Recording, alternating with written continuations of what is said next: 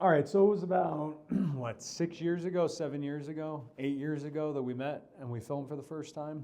That sounds roughly right. And I haven't seen you in this beautiful beard in probably about 5 years. And it makes me real happy to be back together breaking bread with you, man. Thank you. Likewise, I'm old.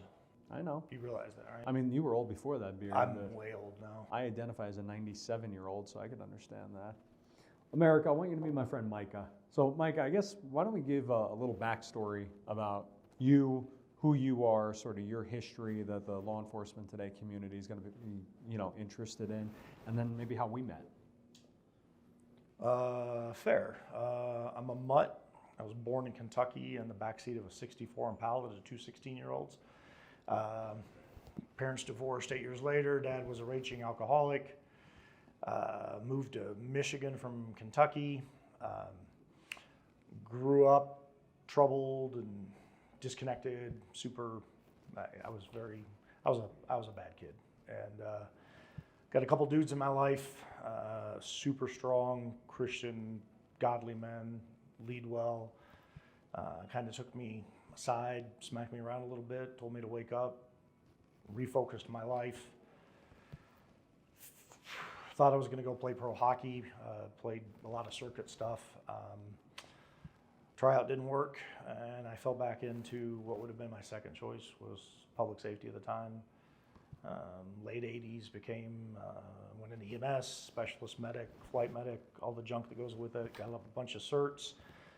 Kind of backdoored my way via SWAT into law enforcement. Married way up in the middle of all of that to the most amazing human being on the planet. Been married 29 years as of a couple weeks ago. She's a psychologist, amazing gal. 2 kids. My son owns a company here in Colorado, videography company, and my daughter is at the Naval Academy studying naval architecture, Arabic, and she'll be a pilot. Nice. So that's kind of current history. I did 16 years law enforcement, and then I decided to step out, not because I didn't love the profession, but there was an opportunity on the private side to do a lot of EP work, private executive security details and whatnot, and did that for about 9 years, and now I've kind of fallen back into the training element, now that the world's gone wonky. Everybody's looking to carry a gun and defend themselves and do all that stuff, but we just take a very different approach with our business on what we do and how we do it, and I guess that brings us up to speed. So one of the things that we met, I think we met through LinkedIn, if I'm not mistaken. We met it was LinkedIn, and it was something to do at the time with school safety, as I recall. Right. We flew out to Connecticut, met with 25, 30 people, and talked about the wayward world we were going through and what to do. We had, it was called Operation Innocence. It was a task force on school and workplace shootings and safety. And what was really interesting about that wasn't the solutions that came out of it nearly as much as it was the relationships that came out of it. Agreed. I think to this day, we're probably still in touch with just about every single one of those guys. We've got our boy Eli Crane in Congress now, has continued to champion the fight and to take that spiritual warfare that we're all facing right into the belly of the beast. Some incredible people doing incredible stuff, but it was that first day that we were together that you shared a story with me about something that you went through in law enforcement. And one of the things that I found over the years was that so many guys have had these horrific, in your case it was a horrific incident, a life-changing incident, right? And so many guys are afraid to share those stories and are afraid to talk about them because it makes them vulnerable, because you're supposed to bottle things up. And I think that's what's killing so many of our men and women right now, is that we still to this day, despite us fighting against the stigma of PTS, we're talking about it more and more, but nowhere near enough. It's not really ingrained yet in the culture of law enforcement to have those conversations. Am I wrong? No. I think law enforcement and military are probably the two biggest that compartmentalize it the most. You stuff it down. You don't want to put it out on the kitchen table. I'm fortunate because I'm married to somebody who is not only a specialist in the field, she does a tremendous amount of work of EMDR with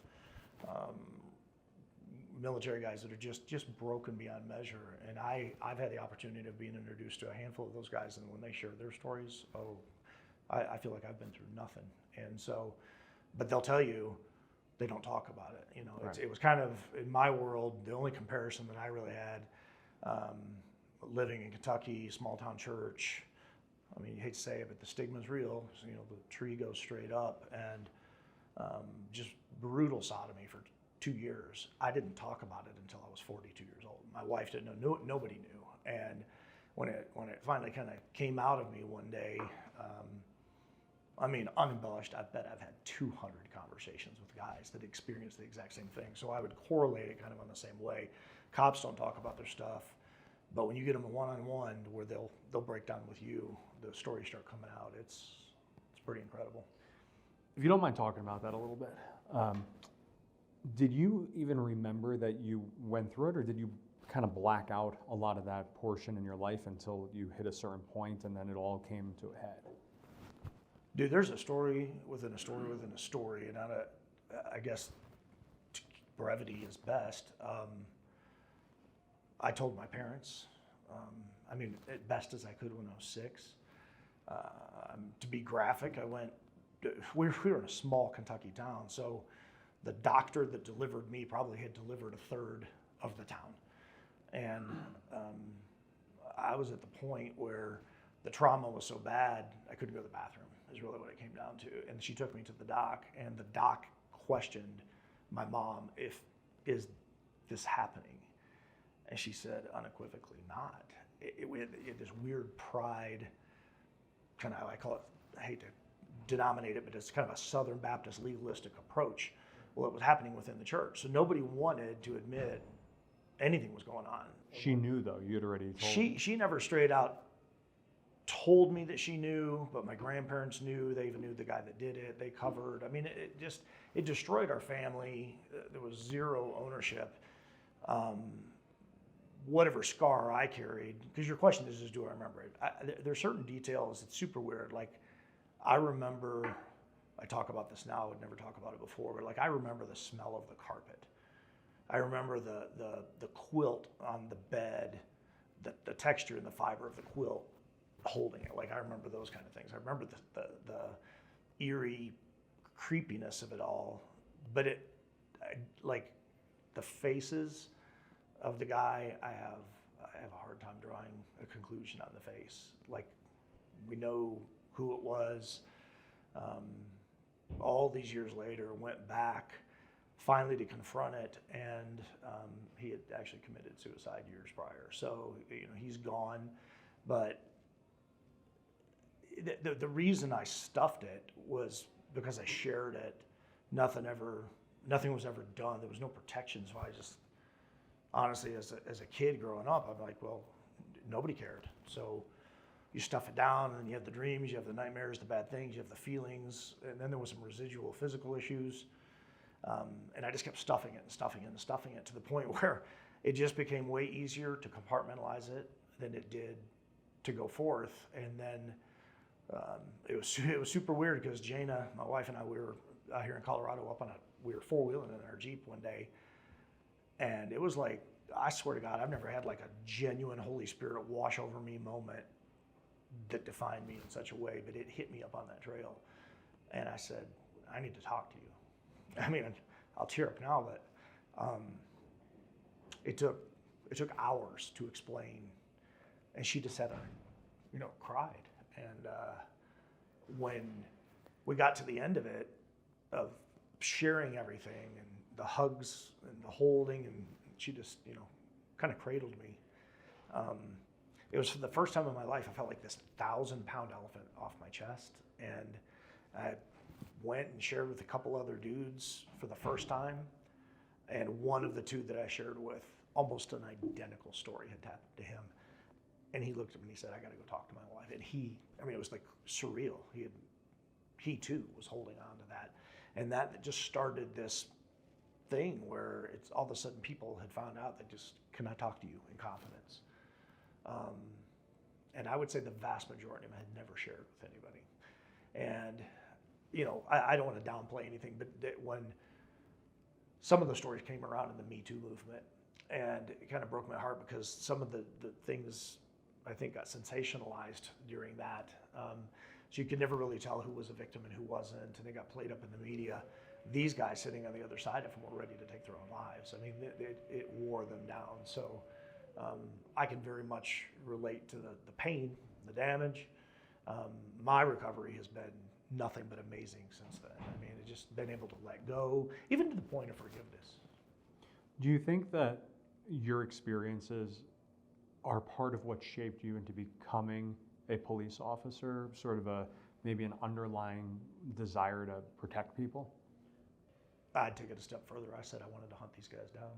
Yeah, I mean, as I said, I backdoored law enforcement kind of as a medic going into SWAT, and then I ended up going through the state academy and getting all the certifications and becoming a cop. But I was on the tactical side to begin with, and two of the doors as a medic that I watched the SWAT team kick were both on sex abusers. And it was just a defining moment in I think it was 1990 for me to go, I want to go do this. I mean, I love being a medic. I love treating people. I like being a flight medic. It was all fun.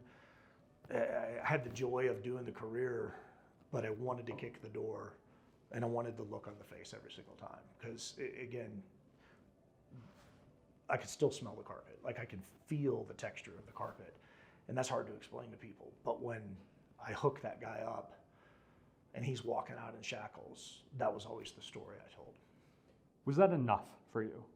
And the reason I ask this is because I think a lot of us who are not in law enforcement look at that and go, after what you went through, if I were in your shoes and I was kicking down that door, I don't know if I'd be able to stop with just cuffing that guy, knowing what he had put other people through. How did you find that balance? How was it enough to put someone in cuffs and to not cause them physical pain or end them?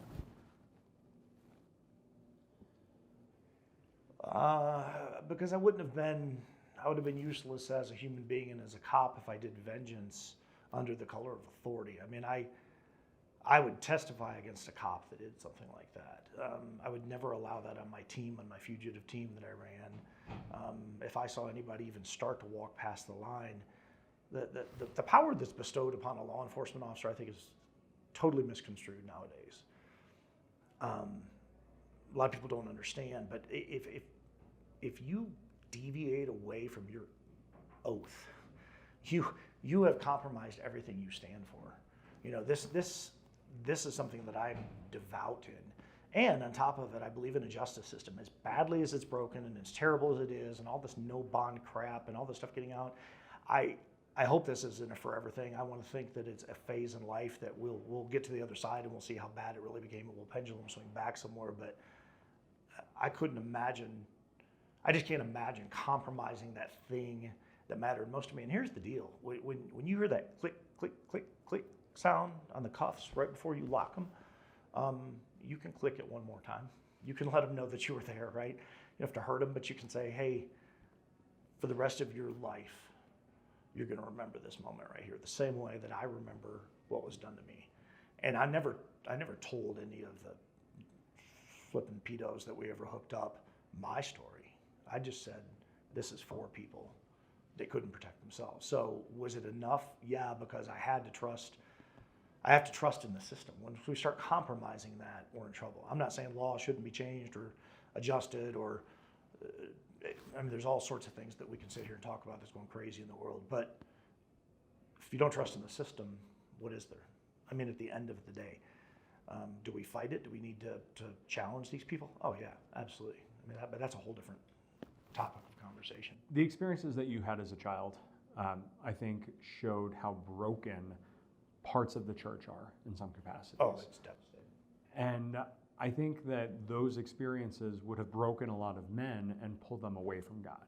And yet you are sort of, I don't know if you're an anomaly or you had other incidents that brought you back to God, but talk to me about your spiritual journey, because instead of running from the church, you have a closer relationship with God than most people.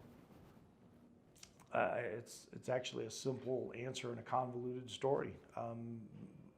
We're all broken. We're all sinners saved by grace. That's my faith. That's what I believe in. That's what I stand for. We're taught and called to hate evil by God himself. So I can hate evil, fight evil, but I'm also a man who has made more than his share of mistakes and misguided, poor judgments. I mean, just a man, broken or doing something dumb in the moment. Most of that comes from earlier years in life. So I look at guys nowadays that are in those roles, those capacities where they lead a church. They're held to a higher standard. So they're just not the average man. It's worse to be the guy that does something that discredits both God, the church, and or especially children. So I just put my faith in the Almighty that when the day of judgment comes, it's a millstone around that guy's neck. And if I'm out fighting to defend that, and I just happen to bring down one of those guys in the meantime, good for me, good for saving the kids that we save or helping the families we help. But how did I stay congruent in church? I just look at it through the lens of who am I to judge? I mean, men are broken. That doesn't mean that we don't hold them to account, and that doesn't mean we forget.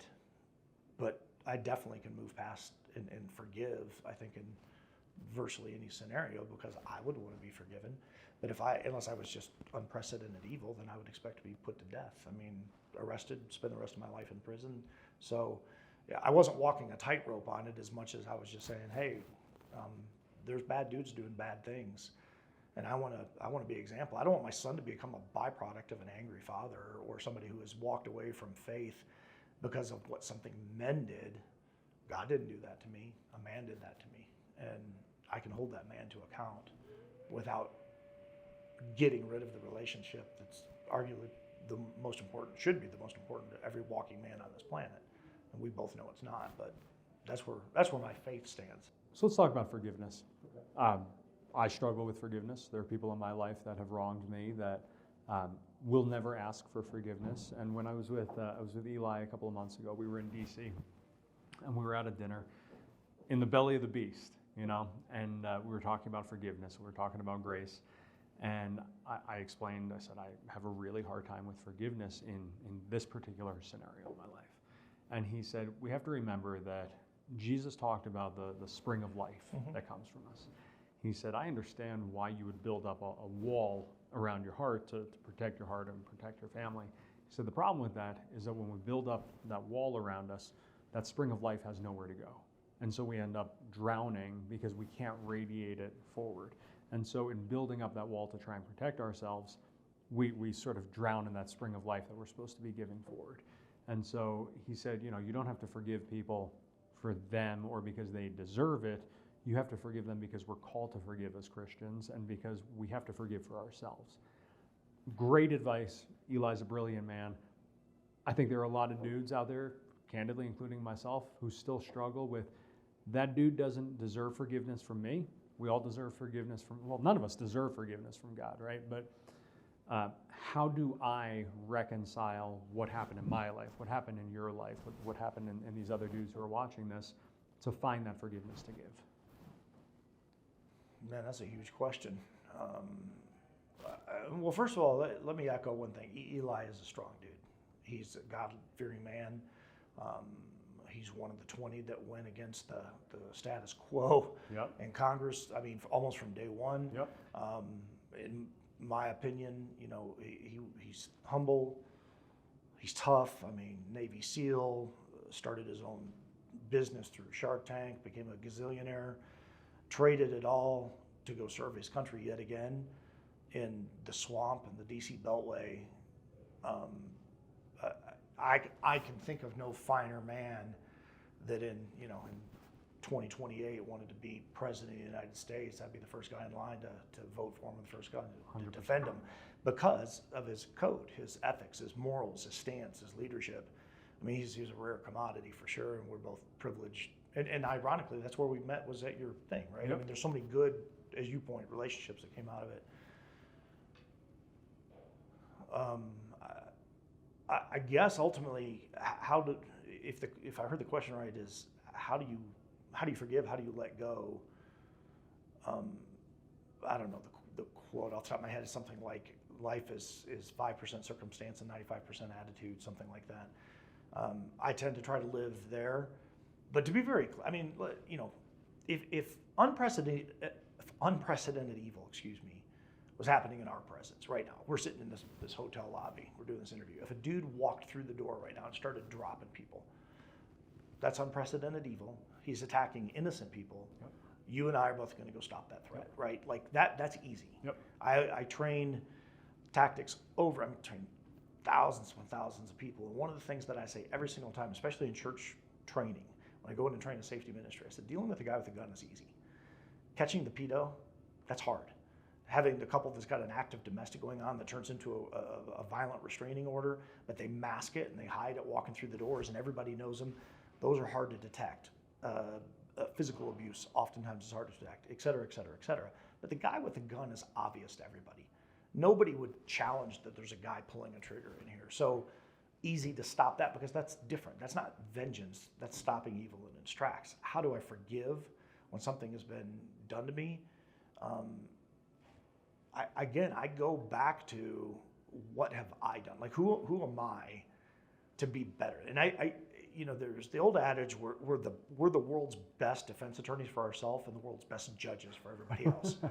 And so, I feel like I got a PhD in self-defense as a defense attorney, and I got an equal PhD in judging. And so I carry 2 doctorates without actually having doctorates. And I have to remember that second one, that judging, that's not really a doctorate. That is something that I need to let go of and say, I don't want to be good at that. In fact, I want to be like elementary age. I want to have the innocence of a child to know this doesn't seem right, but be able to let it go. Again, unless it's just unprecedented evil or something that has to be stopped in the moment, hence why we have law enforcement. So I can default back to, I can look in the mirror first and go, hold your thought, hold your tongue, unless it's so bad that you have to take action. What about the gray territory? Here's where I got to dispute you because I love you. Sure, no, throw it at me. So you gave 2 different scenarios, and I agree with you entirely on both. The domestic abuse situation, where we don't know what's going on, versus the guy with the gun. But what about people who are working actively within our communities to sexualize children, right? How do we not judge them when you have people, for example, and we're going to go down a slippery slope, and so if you want to stop, we can. But people who are giving puberty blockers to little kids and genital mutilation to 11-year-old kids, like that, to me, that is the definition of evil. Yeah. And so, biblically, whether or not we are called to judge, I can't not judge people who are targeting the innocence of kids. I don't know how to reconcile that. Sure. And I think a lot of people are probably in that same boat. Guys like you who are kicking down doors, going after these sex offenders. How do you, even as a strong Christian, how do you not judge those people? Because evil isn't necessarily black and white. Sometimes evil is, the devil operates like a lion, right? We know that he's roaming. A lion's a beautiful thing, but you don't know if it's a good lion or a bad lion in that case. You know based on actions. Sure. And so how do you not judge? Well, to clarify, and maybe I said this poorly, I'm not telling you to not judge. What I'm saying is who am I to judge a simple guy? So in other words, if somebody's doing something, I'm going to be very ambiguous for a second. Somebody's doing something that 99.9% of people would do. Speeding would be a simple example. Sure. Freeway, 75, guy's going 85 or 90 and goes past you. Somewhere in the back of my mind, I go, well, he'll get caught or whatever. But when I go above the speed limit, I justify it in my mind, right? Sure. That's a simple example. Yep. When you get into the teardown of an 11-year-old in the construct of we've got doctors signing off on puberty blockers, sex changes, gender identity, all this nonsense crap, absolutely I'm judging. Of course I'm judging that. Okay. I think because that's, in my mind, that's the definition of evil. Frontal cortex doesn't develop, to 24, 25 years old, where we're fully there. You don't get a license until you're 16. You can't join the military until you're 18. You can't drink until you're 21. But a 12-year-old can decide that they want to chop up their body, right, not go through their parents, have a doctor sign off on that. Oh, that's unprecedented evil. Of course I'm going to judge it. And there's also, the other thing, there's proper profiling and then there's horrific profiling. So if I see a dude walking based on skin color and my automatic assumption is bad, that's improper profiling, right? Sure. Like that's a horrific thing. But if I look at something through the lens of, so as a cop, when we get a bolo, be on the lookout. If I get a descriptor of a 320-pound white male wearing X stuff, I don't go look for a redheaded leprechaun, right? I'm looking for the 320-pound white dude with the shaved head, the tats, whatever it might be. You go after the descriptor. So there's proper profiling and there's improper profiling. I profile on body language. That's how I caught a handful of pedophiles over the years, because their body language screamed. They stick out like the guy who's stealing for the first time, looking around and like putting it in his pocket. If you really pay attention to these guys, you'll see them. You'll see how they groom and predator these kids. So judge, hell yeah, absolutely I would. I think we would be remiss if we didn't. I think it's our call to protect our children, protect our country, protect our values. So, I hope I did justice in redefining what I meant 100%. By judging, because there's simple everyday stuff. Who am I to question what this poor guy is going through, or to do the scorekeeping thing to where, I'm driving 80 on the freeway in a 65. How dare that guy drive 95, right? Like that scenario to me is kind of stupid, because I go, well, I'm doing the same thing he's just doing. I'm just doing it at a lesser amount. That is absolutely night and day difference than a guy who's walking through Walmart, stalking a woman from behind, waiting to snatch that kid, grab that kid, never to be seen again. Damn right we're judging them. And we better be taking them down at the front door immediately or in the moment. You talked about how your wife, first of all, you married up, which I can obviously relate to. Way up. Wife is way better looking than me. Way sweeter, way smarter. Without saying, you didn't even need to clarify that. She must have thought I had money or something back then. I don't know. But your wife was there for you in the darkest moments of your life. She has. Tell everybody a little bit about her, because I know this amazing woman, but I see people see this big tough dude who's been through some shit, but I think it's important to kind of pay tribute to the women who are behind us. I'll start off very simply. If God himself gave me the power to create a woman, I would never have been smart enough to develop who she is. I wouldn't have come up with the attributes she has, who she is as a human being, how she handles things. So looking into the camera, dude, you guys all lost out. I already got her.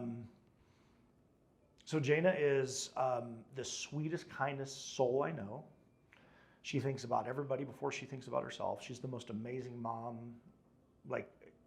So as an example, I've got a 25-year-old and a 21-year-old. I can unequivocally, with confidence, God strike me down if I'm dying or if I'm lying right now.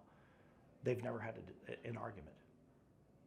So from the time they were born till now, not one time did I ever have to step in and go, I need you to go here and you to go there. Not once. That's incredible. I attribute that to her, not me. Sure. We're both speaking to it, but I think it's like a 98-2 deal. She's like, she did 98% of it, I did 2% of it. And there's a continuation element of her as a woman within that, and that is she's a psychologist. Jaina does 55-minute sessions, takes a 5-minute break. So whether she got to go get a drink, go pee, whatever it is, if she goes down the hallway, I've seen this over and over and over when I've been near her practice or with her in the building, somebody will catch her and say, hey, do you have a minute? And I will watch my wife forego going to the bathroom to stand there and hear what that person has to say. If you take that as the example, that's been Jaina's career for 29 years. She's word of mouth. I had to buy her business cards for the first time 3 years ago. She was doing a conference and she had nothing to hand out. She's got people waiting essentially in line. And because she's never advertised, her faith has always been God will provide it. And we've never missed a meal. She's never gone without a client. She's always had somebody to fill a spot if she's graduated somebody on and they've moved on in life and found the healing that they needed.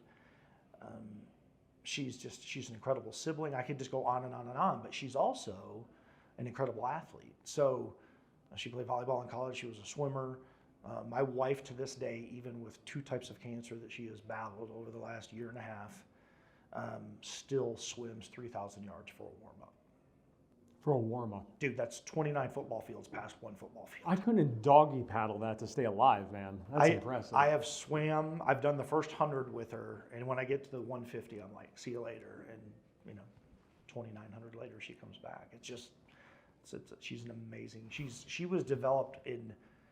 She's beautiful. She's intelligent. She's nurturing. She's kind, and she's a badass. I mean, like a legitimate badass. Like she actually can really defend herself. And I'm in awe every single day.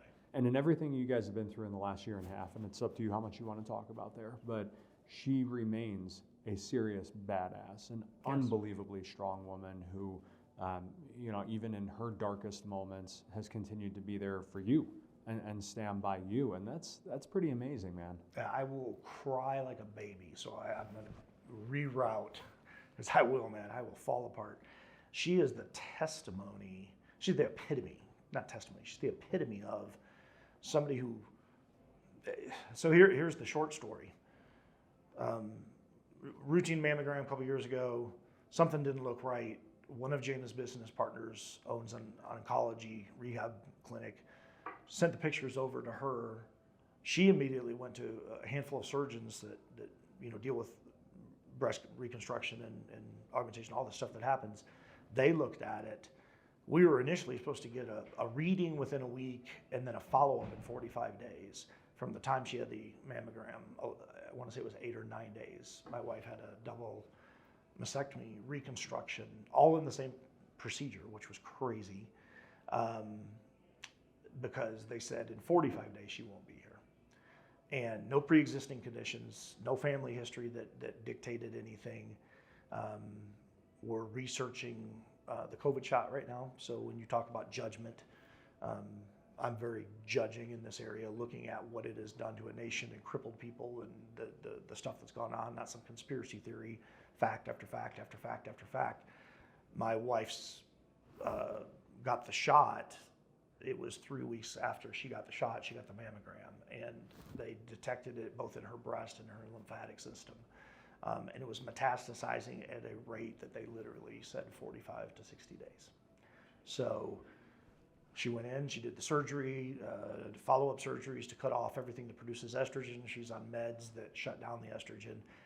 And dude, you wouldn't, if she walked in this room right now, you'd never know she was sick. She wasn't a candidate for chemo, thank God.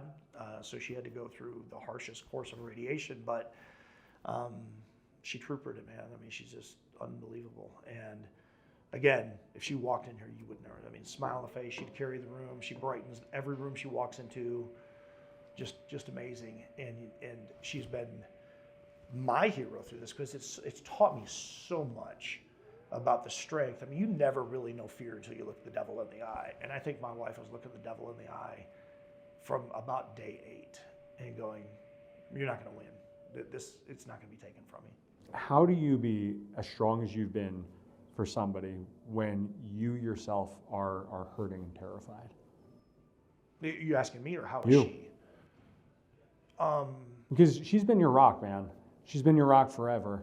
And this was your moment, and you effectively were her rock during that time. But how do you, because guys right now are going through this all over the country, and they're going, I'm so scared that I'm going to lose my best friend and the love of my life, but I can't let her see that. I don't want her to see the fear that I have. How did you deal with that?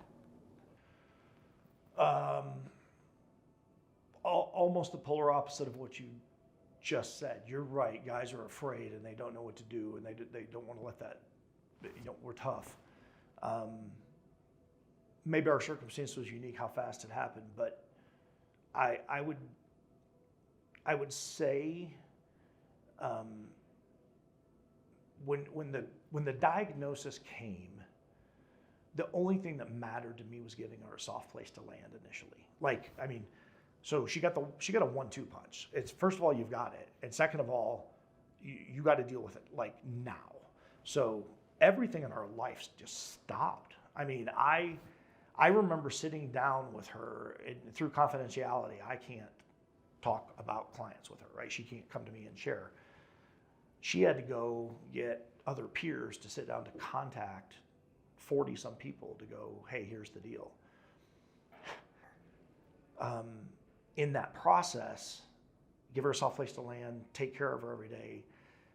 I remained tough, like you said, for about 7 or 8 days, right up until I sat down with the reconstruction surgeon and I looked her in the eye, and all of a sudden, all the emotions came out.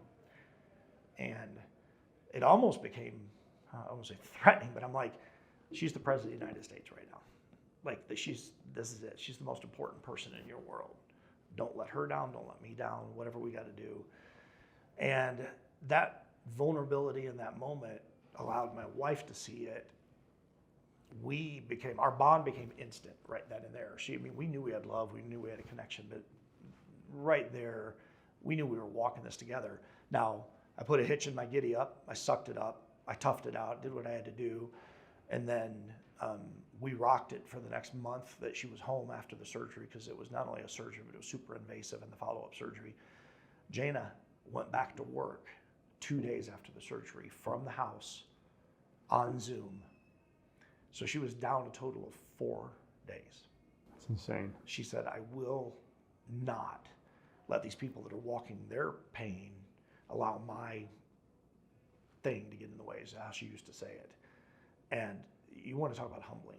So I looked at that and said, well, if she can do that, I can. And I would ratchet it up, but still give her that soft place to land. Ratchet it up, soft place to land. Every night was a soft place to land, or sometimes in the moments.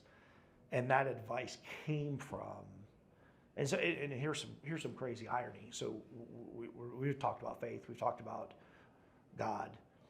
My wife's surgeon is a devout atheist who's a lesbian, who was unequivocally the right person for the job. So I said to her, I have faith in you for your skill set, the handcraft, that my belief God gave you. You studied, you've trained, you've practiced, you've done this stuff, but you were gifted this in the beginning of life. You didn't know you were going to be a surgeon when you were 2 years old. You have the ability, the math, all of the things that came to get through college, to get to this point, to go to execute this. You make a choice that's in a lifestyle that's not necessarily mine, and I'm putting my wife's life in your hands, because everywhere I turn, it's, you got to talk to Lisa. You got to talk to Lisa. You got to talk to Lisa. She is the only person that will do the surgery this way. She partnered with the gal who was doing the mastectomy, and it was like fluid. Like, we went in, and as bad as the scenario was to deal with, I've never had more confidence in two people by the way they handled it. And so I think that gave Jana tremendous hope. It gave me hope. It was easier to give her a soft place to land each day because she had professionals. And even though we're diametrically opposed on values, the one value we had at the end of the day was the restoration of my bride and saving her life. And who am I to question how God's going to work in her life now because of how Jana and I were able to demonstrate our love and our faith. And so my hope is that Lisa sees that and somewhere down the line says, hey, can we have a conversation? Hopefully, right? And if it doesn't, she was still the right person for the job. Dudes who are following right now who need an ear, who want to talk to you, how can they reach out? Oh, man. You could hit me at I guess my email would be the simplest thing, is rethinktactics@gmail.com. So rethinktactics, all one word, @gmail.com. One of the most incredible men I've ever been blessed to call a brother, not by blood, but sometimes blood isn't nearly as thick as what other guys have. So I love you, man. Thank you for sharing your story and your heart. It's my pleasure. Thank you. Guys, thank you all for watching this, for opening your hearts, and for continuing to pray for these men and women who are going through this and who are sharing their stories, their inspiration, and their hearts with you. God bless you all, and God bless America.